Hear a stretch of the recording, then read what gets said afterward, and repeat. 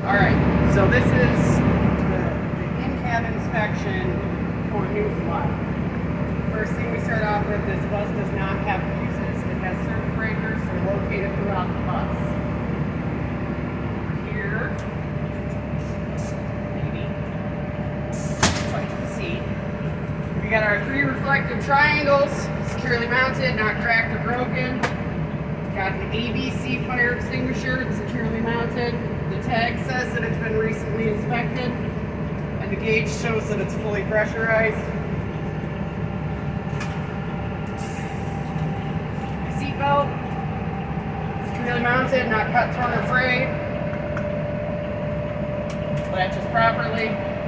Then we go and we put the chocks on, but we already have chocks on, so yeah. I'm not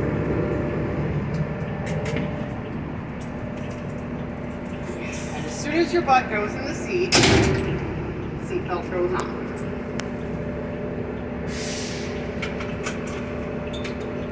So now we're going to inspect all of our area here. We've got our driver's window, roadside, curbside windshields, and our door glass. It's all clean, clear, unbroken. No illegal stickers. My mirrors, securely mounted, clean, clear, unbroken, and adjusted to me. That's the important part. You gotta remember to say that. Our defroster. Our defroster works. Our wipers and windshield fluid work. This is my gauge panel. Securely mounted, not cracked or broken. Properly illuminated. I've got 2 air gauges. They are securely mounted and at a safe operating level. We've got 2 voltmeters, securely mounted and at safe operating levels. Our DEF fluid meter is at a safe operating level. Our speedometer was working on the way here. So now we check our indicators. Our hazard light indicators are working. Right turn signal indicator is working. Left turn signal indicator is working. High beam indicator is working. My steering wheel has less than 2 inches or 10 degrees of play. It's a 20-inch wheel. And my horn works. Last thing is checking my doors. Make sure both the front and back open and are properly illuminated. You can come on, Tim. We're just making the video. You can come in. Come in. You're all right. I don't bite much. So now, having done all of that, I can do a brake check. So I'm going to turn it off. Woo! I'm going to turn it 2 clicks to night run. Always 2 clicks. ABS light is on. ABS light is off. If there was a problem with the ABS system, it would stay on. If you see an alarm here, that is where our oil and temperature gauges would be, but we don't have them, so it checks it in the startup. If there's an issue, you'll see an alarm right there.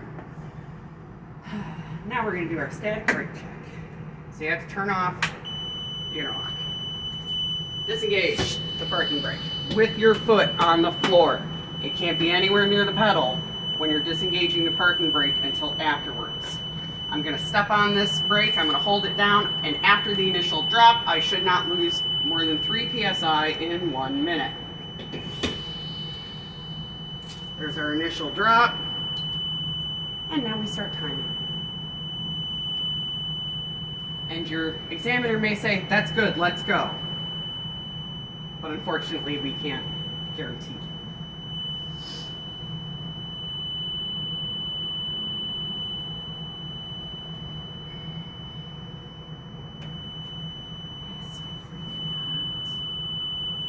And Tim, I think we still have to do your uniform too. Unless Larry did it with you. No? 30 seconds. Pressure has not dropped.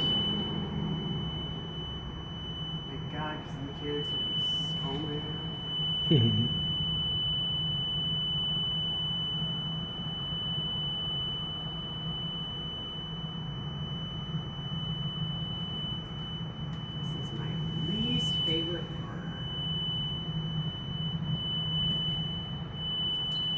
right, it's been 1 minute. We have not lost more than 3 psi. This test is functioning properly. Now I'm going to check our low air indicators. We will see 2 lights when it gets down to between 65 and 75 psi. There is an audible alarm. You can't hear it because it's the same alarm as the interlock. Great design choices. Then once those come on, I'm going to continue fanning down the brakes until our parking brake pops. That's our emergency brake at that point. We want to make sure that pops between 25 and 35 psi.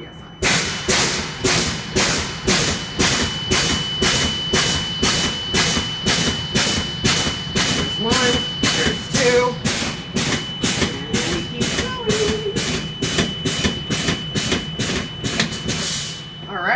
Our emergency brake has popped. That is now the low air alarm, and I'm going to perform a safe start because we're in neutral and the emergency brake is on. We can't go anywhere. Now we're going to test our compressors. When it gets to 85, it should reach 100 after that within 45 seconds. If it doesn't, there's a problem with the compressor. We're going to let it keep building after that. Between 125 and 135, it should stop building. The governor should cut in and stop it from building any more pressure. And we'll know when the needle stops moving. See, that's why I like doing all this stuff now, because otherwise I'm just forced to sit here. And if there's something I'm not good at, it's sitting correctly. Yeah. All right, so we're at 75 psi. You can tell because the alarm has gone off. At least in the new flyers. That doesn't necessarily translate to the Orions. What do you guys drive one of those? Those have got hydraulic brakes. All right. We're at 85 psi, and I am timing. This should come up to 100 in under 45 seconds.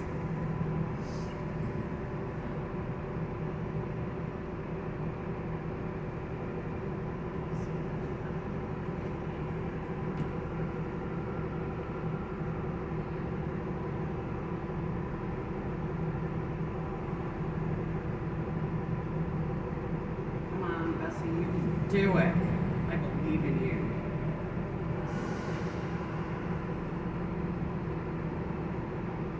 We're at 100 psi, 36.69 seconds. This test is functioning properly. Now we just let it keep building. After that, we have 2 further brake tests. We have to do our 50-foot service brake check, and we have to do our emergency brake check. I could do both of them. Not going to. I will do the emergency brake check.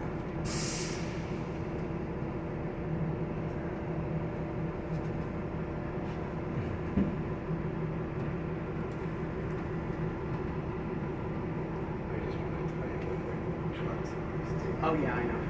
Oh, I am the queen of leaving those things there. I have destroyed like 4 sets of chocks because I forget that they're there. Finally, the shop is like, if you don't stop this, we're not going to let you. I just didn't know if you knew what I wanted to tell you. Mm-hmm. All right, thank you. Thank you, though. Yeah, you're welcome. It's a safe assumption that I don't know what's going on at any given time. Oh, this thing is so sad. This is fast. I don't like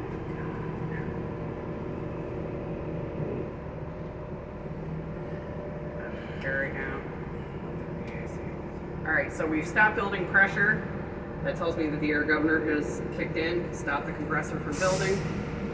Here's the hiss. You won't always hear it, so definitely watch the pages. And now we will do emergency brake test. Have to turn the gear lock back off. Thank you. Leave that on. So we put it in gear, and we give it just a little bit of fuel, enough to feel it pull against the brakes. We didn't move. Parking brakes are working properly. And that concludes our in-cab for right now.